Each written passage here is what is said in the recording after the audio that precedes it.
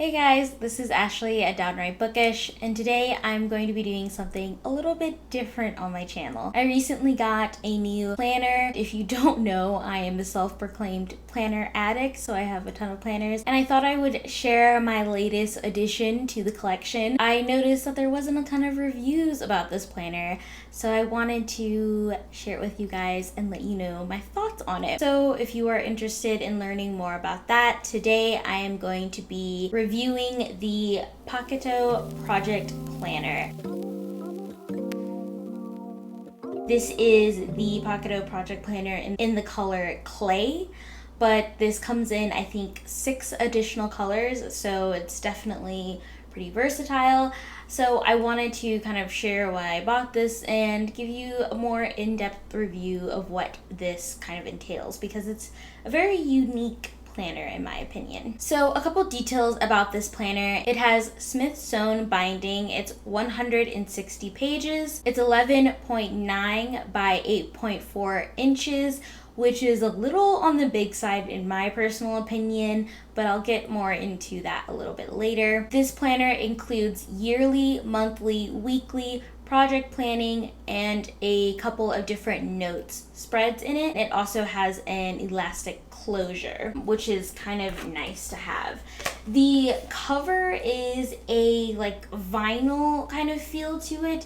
It's paperback, but it's hard enough where I feel like it would protect your pages, though I wouldn't call this like a hardcover. So the reason why I bought the Poketo Project Planner was because I wanted a place where I could kind of keep all of my projects together but separate from like my bujo. I have like a bujo, I also have an agenda that I'm trying out, so I didn't feel like there was a really good spot for like my long-term projects, especially with me wanting to write my novel. I wanted to have a place where I could track that. I have some other projects that I want to do with starting a small business, things like that. So I wanted a journal. I wanted like a notebook that was separate from my like day-to-day planning notebook where I could keep my projects and track them, because I had in the past tried to track my projects within like my bujo or my agenda, and I've gotten a couple of agendas that are more project specific. The problem with that is that for me, the projects would just get like lost in all of the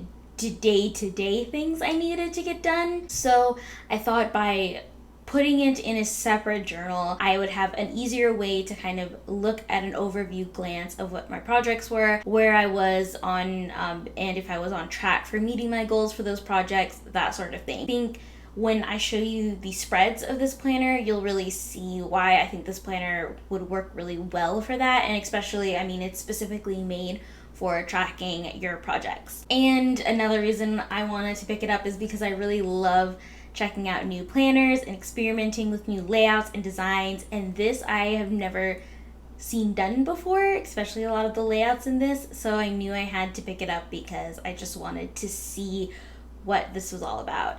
Plus, I really like the Poketo brand. I've never really bought anything from them before this, but I really like their minimalist and kind of like contemporary style, and I really like how this is very minimal. My like journaling aesthetic is very minimalist, light washes of color, but nothing too artsy or stylistic, I guess you could say. So yeah, I am going to switch views so you can see what's behind the cover of this beautiful planner, and I'll tell you a little more about my thoughts and feelings about it as we go. Okay, so we're going to run through the Poketo planner, just removing the elastic strap. And the cover, there is no like pocket, which I thought was interesting, but it does have like the vinyl wrap through. So going to the first page, you have your project goals. So I guess you can use this page as kind of like a place where you want to list the goals that you're using. And then the first like main page is just a year at a glance. So it has the 12 months of the year and every day, so you can kind of map out the entire year. And then going on to the monthly plan, there is a monthly spread that I guess you can list out your goals. This is an undated planner, which I kind of like because I'm not really sure when I'm gonna start it, and this allows me to start anytime that I want. And then there are quite a few spreads. I think they're actually like the full year, so you get 12 monthly spreads. And then there is the weekly spreads, so each page is a different week. You have a spot to write down your goals, and then you have each day of the week, so you can kind of map out your tasks for that week. This plan, I don't know if I'm going to really use, if I'm going to be honest. I might use it in a while. I mean, we'll see. The next spread is the one that I'm most excited about. This is the project plan. As you can see, I'm struggling to like lay this flat so you can see the full spread because it spans both pages. But this allows you to track up to 4 projects on a page, and it tracks just for 1 month. You can track up to like, I think it's like 6 tasks with a timeline, and I'm kind of pulling you the sheet that they provide. This is what it would look like if it was completed, like filled out. So you would have different colors for the tasks, how long it's going to take, and this gives you like a really visual overview of your task, which is really nice.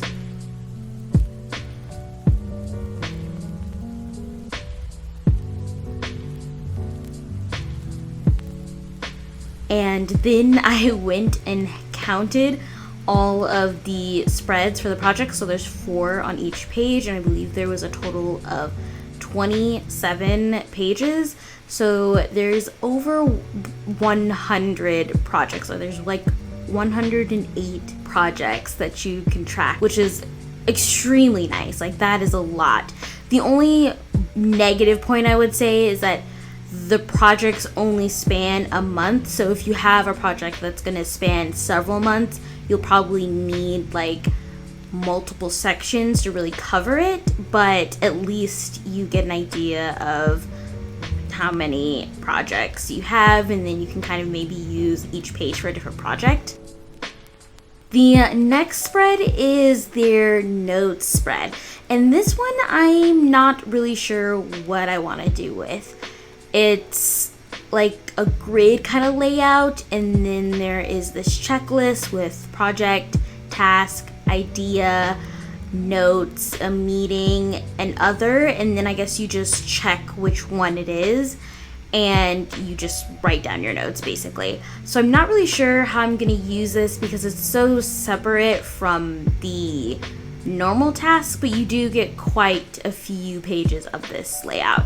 And then the rest of the book is just a bunch of lined paper. So I guess another like version of notes that you could use to kind of map out your projects. Okay, so next I am doing a pen test. I'm starting off with the Sakura Pigma Micron pens. These are the pens that I normally use in my Bujo as like my fine liner pens. So I definitely want to test these to make sure that they work. So I'm testing out all the sizes that I normally use. Though I will say the lined paper is super wide. I really hate wide lined paper because it forces you to write so large and takes up a lot of space. So I prefer like a really thin lined paper.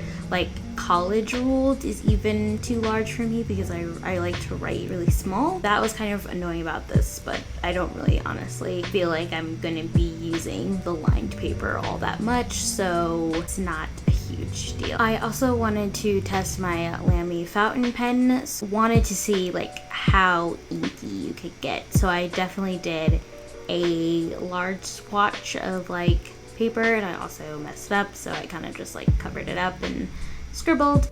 This is the Lamy Blue Black ink. So I would say Lamy is probably one of the more like medium inks. It's not like super watery, and it's also usually doesn't feather, but this actually feathered a little bit. I don't know if you can tell on the camera, but I will do like a close-up shot so you can kind of see the feathering. It's not a huge issue because honestly I don't really think I'll be using my fountain pen on this book. I'll just probably use like a normal gel pen. I also wanted to test out the zebra midliners on this paper because I love using those to highlight important notes. I also tested out my highlighter, which I don't know why. I mean, usually I don't really have any issues with like highlighters bleeding. I use the light versions because I really like a very subtle yellow.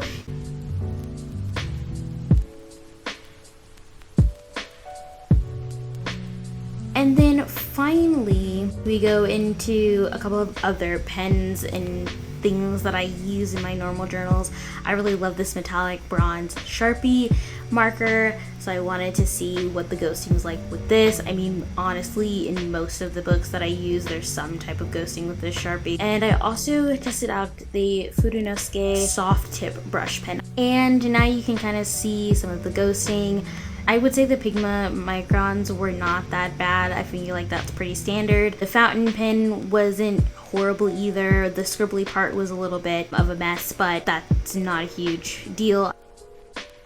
So that is my review of the Poketo Project Planner. To wrap up kind of my final thoughts, the spreads that I will find the most useful is that like Project Kanban board planner, and I really love that they gave you 108 projects to track. So you could theoretically use like one page for each project since the tasks are like only 6, I think. So you really are kind of limited in the tasks that you have for each project, but you can kind of break it out to where each project is a page or do like milestones for your project. So I'm not really sure how I'm gonna break it out, but I really enjoyed that they gave you a ton of space to track and record your project's status and progress. So I'm kind of interested to see how that view goes for me. I'm a more visual person, so being able to see it laid out on a monthly basis I think is going to be beneficial. I just don't know how I'm going to split it out because I feel like some tasks could go more than a month. We'll see how that goes. I think the size of this planner is a little on the larger size. I tend to go for more like A5 size planners, or at the largest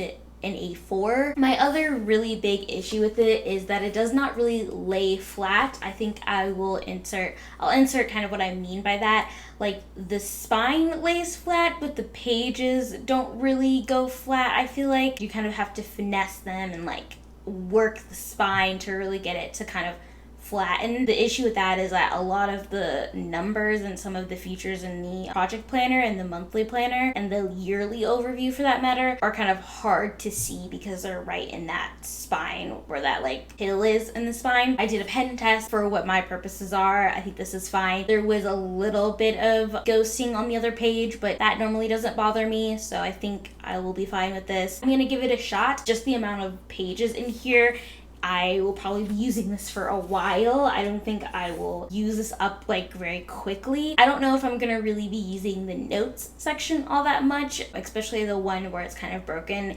into like a grid layout where it had like the check mark for like notes or your project. I don't know what I'm going to use that for yet. Still kind of figuring out that. I think it's going to be a really great addition to my journaling collection and a really good addition to my like journals that I use on a regular basis. The last thing I want to say is that planner is $38, which I feel like is pricey for a planner.